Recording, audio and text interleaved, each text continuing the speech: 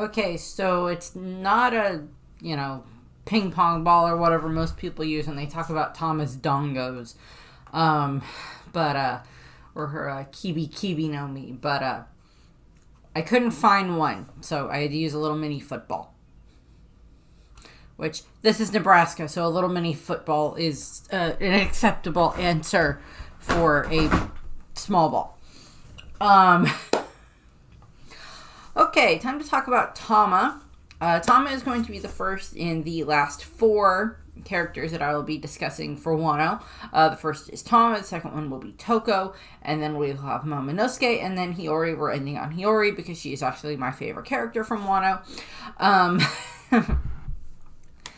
And she is technically the one who is very responsible for ending Kurozumi. For ending Kurozumi Orochi. This video is about Kurozumi Tama, or Otama, as she is referred to at the beginning of Wano. So, yeah. Kurozumi Tama, or Tama, is this girl from the Kuri region. She lives in Amagasa village. She was the ward of Tengu Yamahitetsu, and she is also a kunoichi in training at the moment under the apprenticeship of Shinobu, who I have talked about already.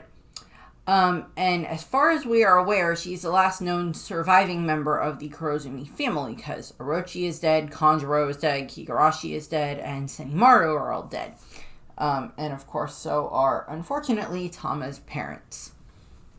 Which, throughout the good chunk of Wano, once we kind of got like hair colors revealed for Tama and Orochi and some other bits here and there, there was this theory that started to crop up that, well, I know that Randy Troy had the theory, and I think a few others had a similar theory. It was like, is Tama a Kurozumi? And it's like, well, we never see her last name.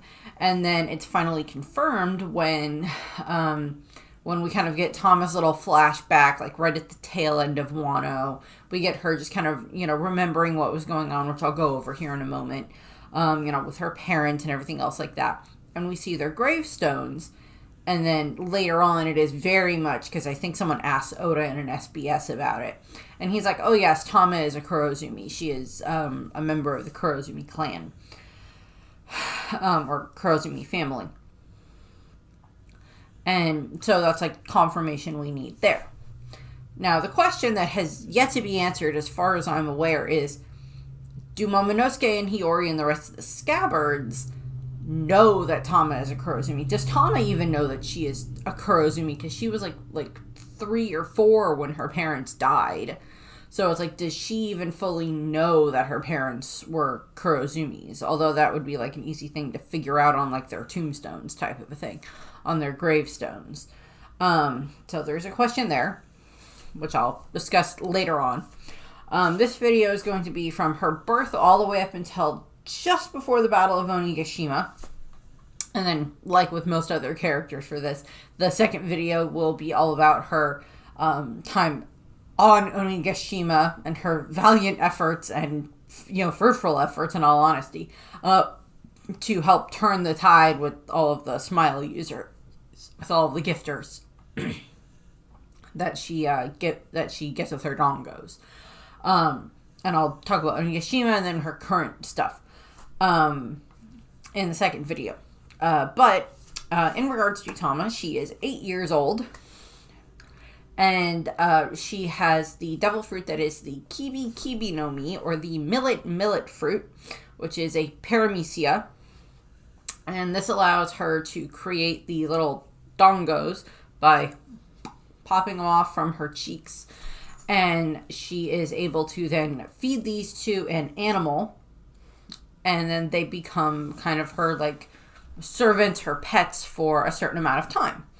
It also works on those who are part animal nature, so not a Zoan devil fruit user, because we see her try to use these, or technically Usopp try to use these on Ulti in page 1, and it doesn't work. But it does work on the smile users, as we find out, specifically through speed, and then through other ones as they get, dongified and, tamed by Tama. And such. We also do find that we find out later on, Usopp asked her about it after the Battle of Onigashima. Just like, yeah, fair point. And there's like, so is this like a permanent thing? And she's like, no, it only lasts until like the next moon or so. So, the next whatever moon cycle goes through. And then it like frees them from it. And then they can either choose to stay with Tama as like per friends, or they can go off and head back into just being wild animals. So essentially it's like, well, after everything happens in Onigashima, and then eventually it'll end up being that like all of those Smile users who had the Dongo's speed, and Babanuki and so many of the other ones who had the Dongos, who were given the Dongos by her. It's like, okay, well, eventually they will kind of snap out of this, and it's just like, okay, well, will they choose to want to stay with Tama and by an extension serve the Kozuki family and Oden and Momonosuke and everything, or will they choose to like try to head off and be on their own? To be fair, the options would either A, you stay and you kind of pay for the misdeeds that you have done through serving the Tama and the Kozuki family by an extension, or we're just going to arrest you for the crimes that you committed against Wano, and you'll be stuck in the prison for who knows how long, although your prison conditions will be better than what they were when you were treating the citizens of Wano that way, or essentially like the two options that come into play there. But I'll get to that later on in the second video. For this video, let's start off with Tama's history. So, as I said, Tama's about 8 years old, so about 8 years ago, she was born in the land of Wano to a mother and a father who were members of the Kurozumi family. Now, this is 8 years ago. This is very much during the heart of Orochi's reign and everything like that, and this just shows that Orochi truly did not care about anybody else but himself. Given the fact that, like, he was ready, there were other people going around who had the Kurozumi name, Tama's parents and Tama, who had the Kurozumi name, and Orochi did not care. They were working in the factories as slave labor, just like everybody else, outside of the flower capital. So that just adds to how horrible Orochi was. He's like, I'm not even going to spare my own clansmen from this, and everything. So we have this, and eventually, unfortunately, what ends up happening is Tama's parents die while working in the factory. They just pass away, presumably from combinations of just being worked too hard and then not having enough food and clean water for them to be able to eat, because we know that because of the factories, the physical environment of Wano, the natural environment of Wano, outside of the flower capital, is just horrible.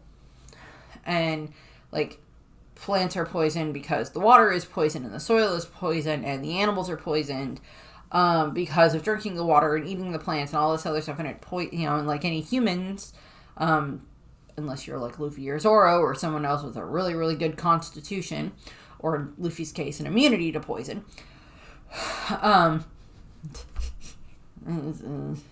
fighting Magellan, they have like this very hard life, as we see. And unfortunately, her parents die, and she doesn't really have much else that she can do. So what she does is, I think she's like 3-ish at this time, give or take 3, going on 4 at this point in time. And what she ends up doing is she knows how to make casa hats, the straw hats that we see her weaving. And she spends so much time weaving all of these hats, and at this point in time, she already has Komichio with her. Now, we do not know exactly when she gets her devil fruit. I would assume it's a more recent thing in the story, but we don't know exactly. But she already has Komichio with her as her companion. And she's, making all of the straw hats and everything else like that, the casa hats, and she takes them into town, and she tries to sell them. Unfortunately, a lot of people, because they don't have barely enough money to be able to feed themselves in this time frame, they just ignore her, or they don't buy anything, or whatever. And eventually she ends up meeting Tengu Yamahitetsu. And first it kind of scares her. Not intentionally on his part, but she's just like, oh my god, you're a Tengu type of a thing. And he then ends up essentially like taking her in, and she becomes his ward, and he becomes her guardian. And he gives her protection, and he takes her in, and he gives her a place to stay, and they go and they live in Amagasa Village. And which is Amagasa Village because she makes Amagasa hats. You get the idea. And they stay there, and she still like weaves her hats and everything else like that, and she still takes them into town and tries to sell them. But again, they don't, the village is very poor. There's other people that live in the village, and the village is unfortunately very poor as well. And they still are starving, barely enough money to take care of themselves, let alone, anything else. And Tama ends up learning about the Kozuki clan through Tengu Yamahitetsu. Unbeknownst to her, Tengu Yamahitetsu is, of course, Kozuki Sukiyake, who is the former daimyo of Wano. But she does not know that. Presumably, I think it is implied that he teaches her how to read and write. Because I think that's something that's implied. Or, he would know, of course. He knows how to read and write. But, he may go and he may be like, well, I can teach her how to read and write. And he may do that. And at some point in time, around 4 years ago, is when Ace and the Spade Pirates show up. They end up crash landing into Wano, very similar to how Whitebeard and his crew landed there. They crash land in the Wano. And, of course, the citizens they crash land just outside on the beach of Amagasa Village on Curry Beach there. And the citizens of Amagasa Village are like, oh my god, these are pirates from the outside world, just because, everything that they've had to deal with Kaido and Orochi and the Beast Pirates and everything else like that. They're like, oh god, this is bad. We can't have this. This is going to cause a lot of problems.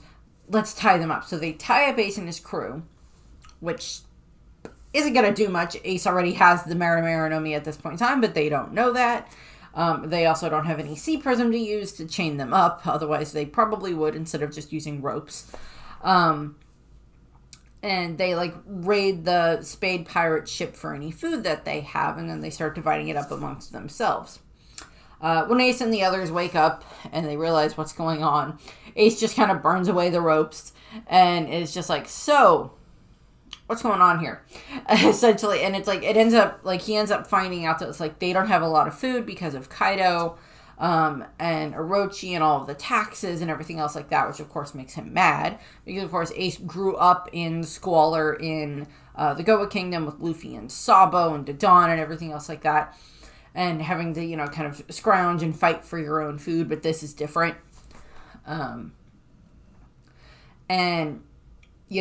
Ace ends up developing this bond with Tama.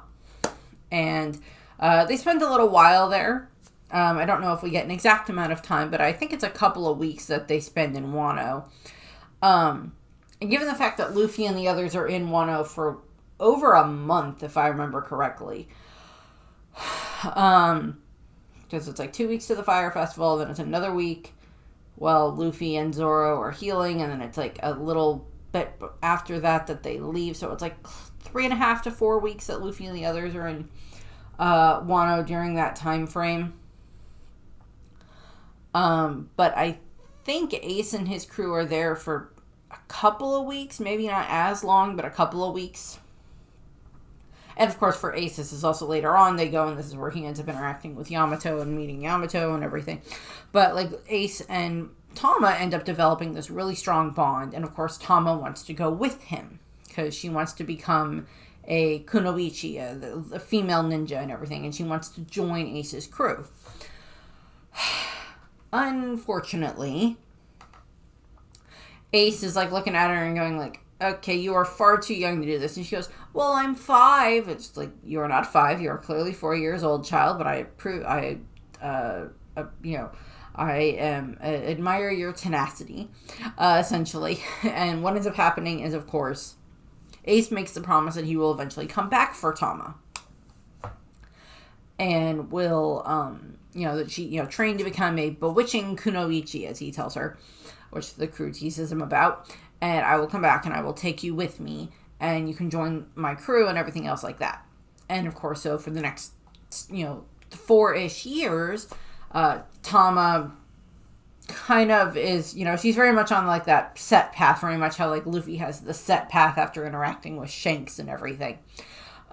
She very much has like this set path here that she wants to go on. She wants to become a kunoichi and, all of that type of stuff. And so over the next 4 years, essentially what ends up happening is, of course, it's wash, rinse, and repeat for making casa hats, trying to sell them, probably making a little bit of money, but not very much, going back home, blah, blah, blah, blah, blah. We also know that at some point in time, fairly recently, before the beginning of the arc, or I think I don't know if it's supposed to be implied that this is during the 2-year time, well, it'll be during the 2-year time skip, but I don't remember if it's closer to like 2 years ago or closer to like the present day, but we know that Drake, in his Allosaurus form, rampaged through Amagasa village as a way of like punishing the villagers.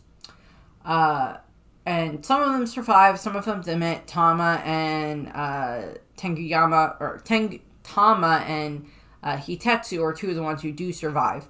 And some of the others end up moving somewhere else, but Tama and Tenguyama end up staying in the village, in the ruined village, in his home, with Komichio. And so that's kind of what happens over the next 4 years. And then we get to the beginning of the arc. And on Tama's 8th birthday, birthdays are weird in One Piece. On her 8th birthday, Tama is in the marketplace selling her stuff, and she is also there to buy rice because it is her birthday. And one of the things is that on her birthday, I think it's like on her birthday and on New Year's, I think, are the 2 times, give or take, that like they do, like her and Tenguyama kind of splurge and they get like rice and a little bit else so they can have more than just rice or more than just millet as their food, because that's essentially what they've been subsisting on, is like mostly millet and then possibly occasionally finding stuff that's not poisonous that they can eat. We do know, however, that the Smile Devil fruits did not seem to make their way to Amagasa village because Tenguyama is not affected by them and neither is Tama. But at some point in time, Tama did end up finding her Kibi Kibi no Mi, which is the millet fruit, which gives her the Dango ability. From there, on her way back, she unfortunately ends up have this confrontation with the Beast Pirates. And they end up, I think she says something about, like, she mentions, like, the Kozuki family, which is, of course, kind of, forbidden. And, it's like, it's taboo. You're not supposed to talk about them. So they chase after her and they send Hihimaru, who is the giant baboon, to chase after her and Komichio and capture her. This is where we have Luffy showing up, because we get to the Curry Beach, which is where the Sunny has washed ashore with Luffy after the others have arrived in Wano. And what ends up happening is, of course, Luffy's on the shore and then he sees this giant dog, Komichio, pop out, along with being chased by this monkey. And then Tama on top of Komichio. And he's like, okay, this is weird, is essentially what happens. So it's like, that's one way to get introduced to Wano. And I like the fact that it's like, Tama is like the first person in Wano that Luffy meets. Not the first person from Wano he meets. That goes to Kinemon's legs. And it's not until later that he ends up meeting Kinemon's top half, head, and then his torso. Momonosuke is technically the first, I think, full person from Wano he meets, even though Momonosuke was not born in Wano, but you get the idea. But Tama is the first person that Luffy meets in Wano. And he ends up knocking the gorilla, knocking Hihimaru away, the baboon. And Tama then pops off one of her dongos and, chucks it into the baboon's mouth, and then that tames him. And Luffy's like, how did you do that? And, she explains, oh, I have a kibi dongos, and I can give them to animals, and it tames them, and it makes them, my friends. Now, Tama is not using this in a malicious sort of way. I guess the closest thing you could get to when she kind of uses it maliciously is against all of the beast pirates on Onigashima, but it's also she's doing that because they need to turn the tide, because she's trying to help, and because she knows that this is the best way that she can do that. So that's a little bit differently there. It's not like she's, I guess the best counter example of a bad, or a best example of a bad way to use this would be, I don't like the filler arc, but there's the filler arc that happens between Punk Hazard and Dressrosa. That's like the breed or Caesar retrieval arc or whatever it is, where Luffy, Law, and Chopper end up having to deal with like Breed, who has like the collar devil fruit or whatever that like forces them to follow his orders. Even against their will. He's like the bad version of this. And then Tama is like this other version where it's like she's not doing it to be malicious. She's doing it because she wants to befriend them. And then, of course, she gives them the choice after the Dongo wears off. If they want to go, they can go back to being wild animals, or they can stay and be her friend. And some stay and some don't. And it's implied that Komichio has just been her friend most of her life. That she never had to like tame him with her dongos or anything like that.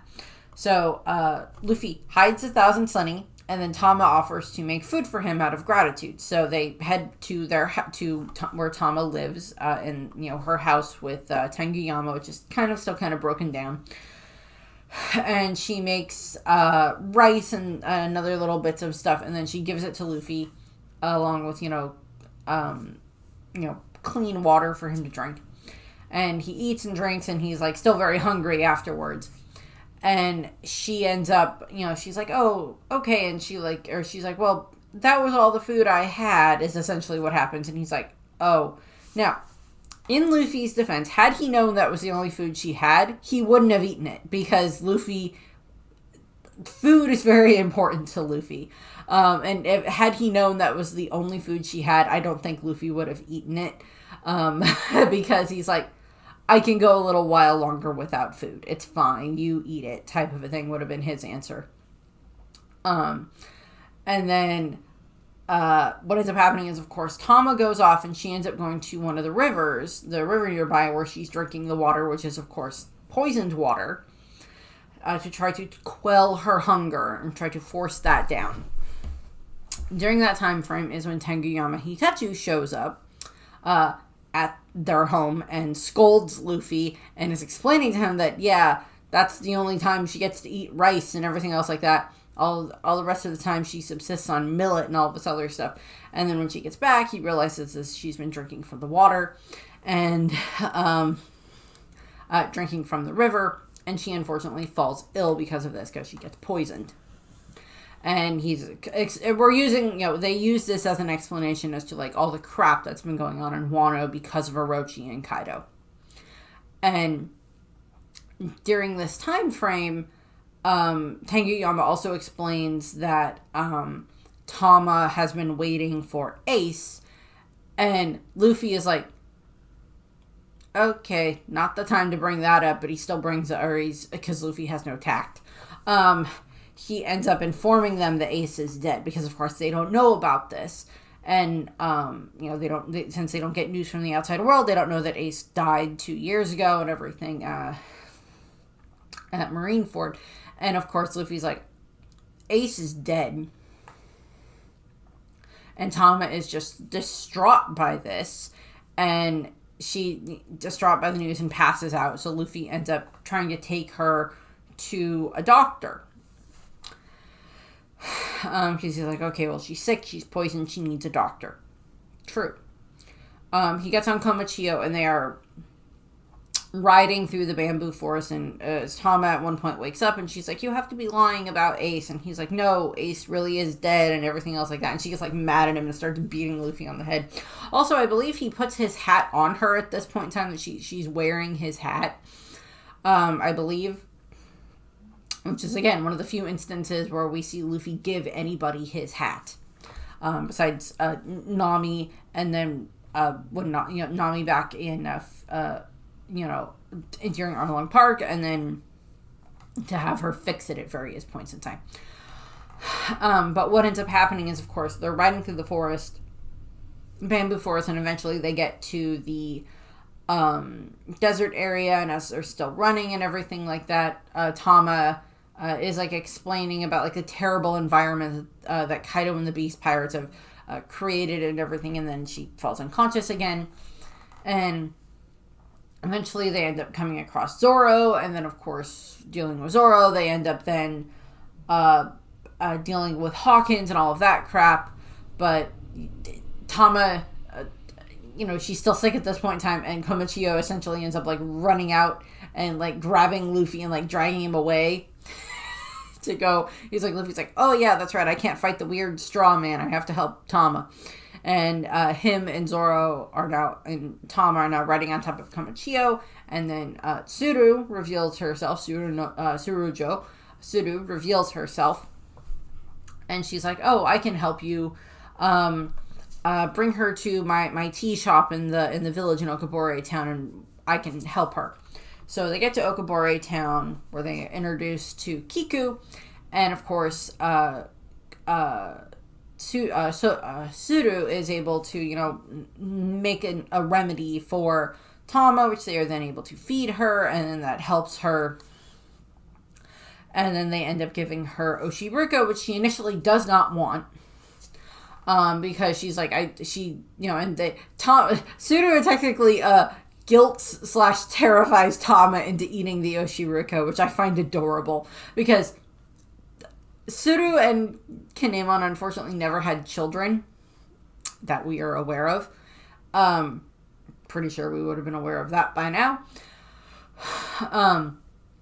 But they never had children, and I think Tsuru would have been a great mom, so she's kind of like using any of her mom's skills on Tama, which I love. She like terrifies and guilts Tama into eating the Oshiruko, which is just hilarious. So we have that. And while Tama's sitting and just enjoying the Oshiruko, which is like the best thing that she's ever eaten. Unfortunately, this is when several of the gifters attack. We have Batman show up, and he tries to attack Tsuru, but Zoro protects her, and then Gazelle Man shows up, and he captures Tama, and is taking her back to Bakura Town. Now, the reason, of course, they are trying to capture Tama is because they notice that she has this weird ability to, like, they found out that she tamed their baboon, and there's some other bits. And they're like, okay, how is she doing this? So they take her all the way to Bakura Town, where they take her to Hold'em. And he essentially ends up trying to get her to explain how she was able to tame Hihimaru. So he plans to force her to use her ability, which is where he pulls out, the pliers, and is like trying to pull one of the dongos out of her cheeks, but of course it's not going to work because she's not the one doing it. Let's not hurt myself. She's not the one doing it, so it's not going to work. So Tama essentially is getting tortured by him, by Hold'em. And then eventually what ends up happening is Urashima, the giant sumo wrestler, gets knocked into Hold'em's home, which just destroys everything. And Hold'em then comes out, and he's got Tama hanging in the mouth of his lion around his belly. The lion that is part of him, his smile. And he's like, okay, what's going on out here? And he basically is trying to use Tama as leverage against Luffy's group. And, he's threatening to crush her. And in the blink of an eye, we have this where Luffy just jumps in, attacks Hold'em / the lion head, gets Tama out, gets her, like, midair, grabs her, looks at her, and sees that her cheek is all, like, bruised and, scarred and everything else like that. Very, very badly hurt. And he, Tama's like, oh, it's okay. He's like, what happened? And he's like, oh, it's okay. It's just, like, essentially, he was using pliers to, like, pull on my cheek, which just makes Luffy even angrier. And then we see him, hockey up his fist, and he uses his Red Hawk punch, which is, of course, referencing Ace, right into Hold'em to knock Hold'em out and send Hold'em flying. Now, Hold'em never ends up getting a Dongo used on him, because at this point in time during this interaction, they don't know that Tama's Dongos can be affected on him. In a moment, they're going to find that out with Speed, but they don't know that at the time. And then, of course, Hold'em is just kind of like this bastard that they have to deal with a couple of more times throughout the course of the arc, this minor thing.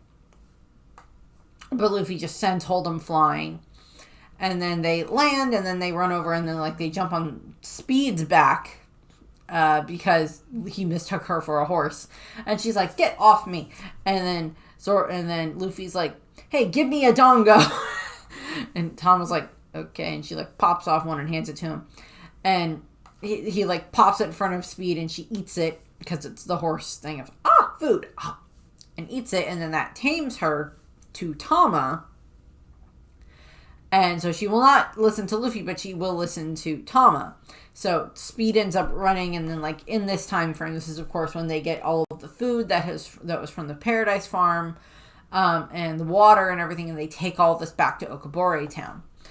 And of course is also when they're running into Law in this time frame in all of this, and the Zoro and Kiku and all of that stuff, and they get back to Okobore Town, where they're handing out food and water and everything to everybody, and Luffy gets Tama an apple, and he promises her that she will never go hungry again. And this is just one of those moments, again, this Luffy and the others were going to try to topple Kaido anyway, because that was part of the promise that they made with Momonosuke and part of the deal that he made with Law, for their alliance, for the the ninja pirate Mink samurai alliance and everything. And so that's part of his thing, but now Luffy has this additional motivation in the guise of Tama, of this little girl that he has met, who gave him food, who was kind to him, who knew Ace, and who he now cares about. So it's he's, it's just additional motivation on top of everything. It gives him a more personal motivation here, which is one of the things that really helps Luffy, is personal motivation. We see this when he's fighting Arlong for Nami, when he fights against Doflamingo in regards to Rebecca, when he's dealing with Hody Jones, when, because of Shirahoshi and everything else there. It's he wants to beat the bad guy, and doing so will save, end up, insert name of island or whatever, but he's doing it because he has personal motivation, because this person has hurt someone that Luffy now cares about, that is one of Luffy's friends. Same thing with Crocodile, with Vivi and everything else like that. Other things like that. It's this person gave me food, these people were kind to us, type of a thing, and now, and now they're in a lot of danger and everything like that, is what we see there. So, he gives Tama the apple, and it's just you'll never go hungry again, I promise you that. And it's a very similar thing to how Ace had acted for Tama. And then he sends Tama off with Speed to take her back to Amagasa Village. Unfortunately, on the way to Amagasa Village, they run into Kaido, because Kaido has been informed by Hawkins about all of this trouble that Luffy is causing with stealing the food and the water and everything else like that. It's raining outside right now. And what ends up happening is, of course, they are now okay, well, they run, Speed and Tama run into Kaido, and he attacks them. And Tama does get injured.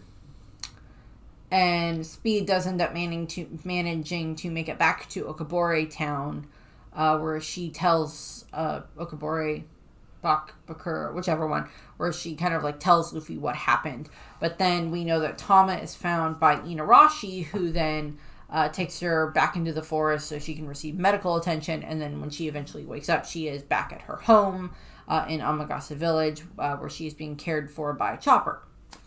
and some of the Minks, so like Miyagi and Tristan and stuff.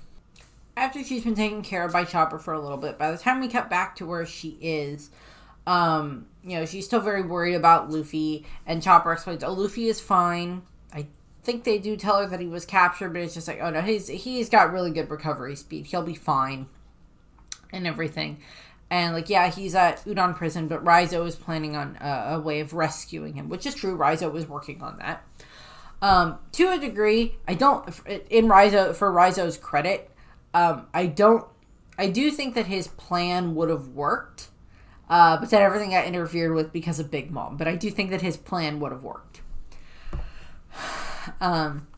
So eventually, during this little time frame, while Luffy's at Udon and everything like that, we know that Amagasa kind of becomes like one of the little bases for the rebellion, because Curry Castle has been destroyed. That was destroyed by Kaido when he fought Luffy. So now, like Kinemon and a bunch of the others are using like Amagasa Village as their new base. And we see that this is now where Momonosuke is, and this is where we have Momonosuke and Tama interacting. While Momonosuke is like training, doing his swords training, swordsmanship training, practicing. Him and Tama are talking, like she's sitting there making the hats while they're talking. And she ends up asking him, don't you have a sister? And he's like, yeah, I do. I don't think he says her name. He may have said her name. I think he may have said that it was Hiyori. I don't remember. But he's like, yeah, I do, and I hope that she's still alive. He believes that she's still alive. And she's like, okay. And like they kind of, start to become friends, although Momonosuke is still a bit on his high horse or high dragon, depending on how you want to phrase it, for like, she's kind of a commoner, why would I be her friend? But it's just like, she's a child, just like you. And like, we do see their friendship get better throughout the course of the arc and everything. So, she's like, well, are you going to be happy to see your sister? And he's like, yes, but I don't want to reunite with her until after both Orochi and Kaido are gone. After this threat is over and our country is free again. Because, again, from Momonosuke's perspective, I don't know, to be fair, for him, it's been a couple of months since he saw his sister. For Hiyori, it's been 20 years. But for him, it's been just a couple of months since he saw her. But I think this is also Momonosuke understanding the fact that it's like, if they just go and they find Hiyori and they reveal who she is, or who she's been hiding as, or where she's been hiding, that could cause a lot of problems for her. And draw too much attention to them. So, he can hide easier than Hiyori could, given the circumstances. So, deal with that. Later, Tama, Chopper, Momonosuke, and Kiku end up at the Curry Beach. We kind of see like them practicing and stuff like that, with like Tama practicing with Chopper for like various ninja moves and stuff like that. And eventually they end up on the beach, where they end up coming across this amnesiac version of Big Mom. This is when she's, washed up on the shore and has lost her memory. And I think it's Tama who comes up with the idea of calling her Olin. Or is it Chopper? I don't remember. It's one of the two, but they take her back to, by the time she wakes up and they realize she's, has amnesia, they take her to Okabore Town, where Suru ends up, befriending her, and they get her all into like do her hair up real nice, and they give her a little bit of food. And this version of Big Mom that is minus all of this crap that like Stroyson put her through to like manipulate her. This version of Big Mom is my more preferred version of her, obviously, where she is just truly this kind of like pure person that she could have been. But I've talked about that with Big Mom before. So they're like, okay, well, Tom is like, I have an idea about how we can get Luffy out of prison. And Chopper's like, oh, this isn't going to end well. But they don't have much of a choice. So Big Mom essentially brute forces a Wanazami, which is like this giant land crocodile thing that they have in Wano, which by technicality, her beating it up is not needed. Tama could have just tamed it with a dongo and they would have been fine. But I guess it's funnier to see that Big Mom was like, bam, now you're going to listen to us.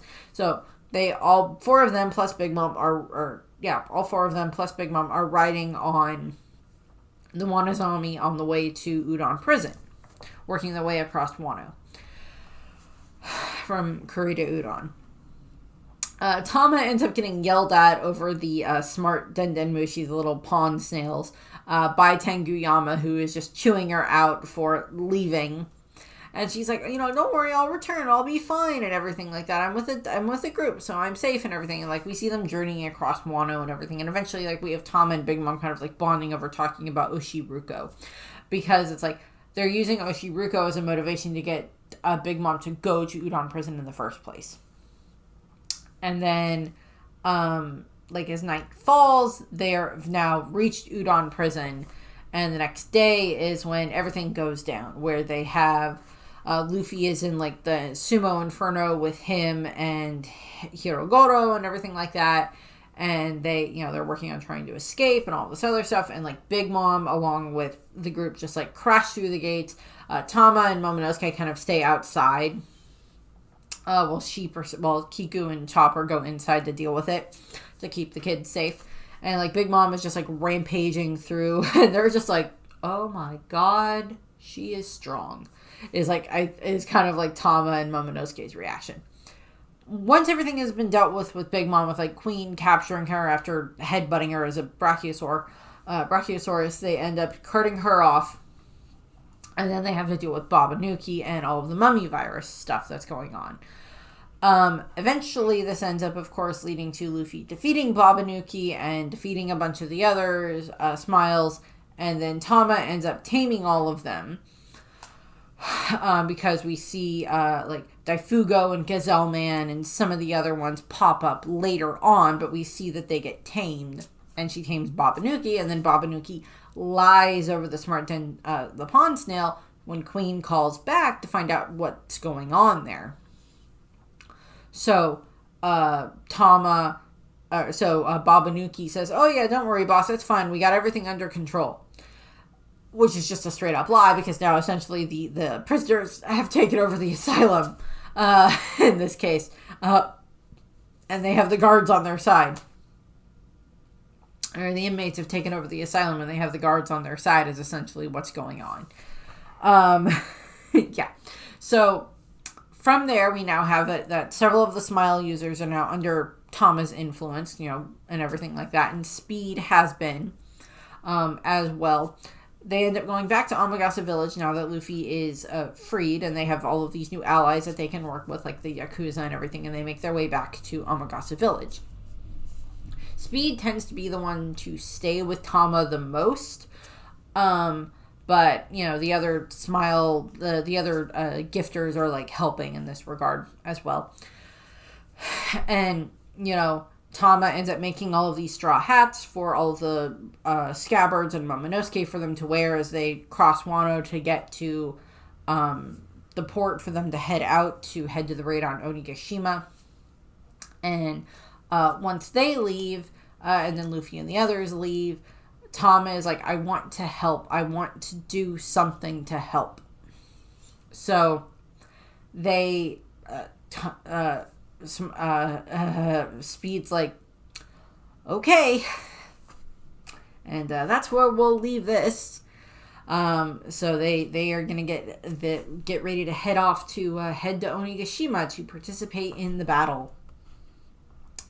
Is what will be happening next for Tama and Speed and their little gang of side-switching Smile users. So, that's what we have here. I thank you very much for watching. I hope you enjoyed the video, and I hope you have a nice rest of your day. Bye!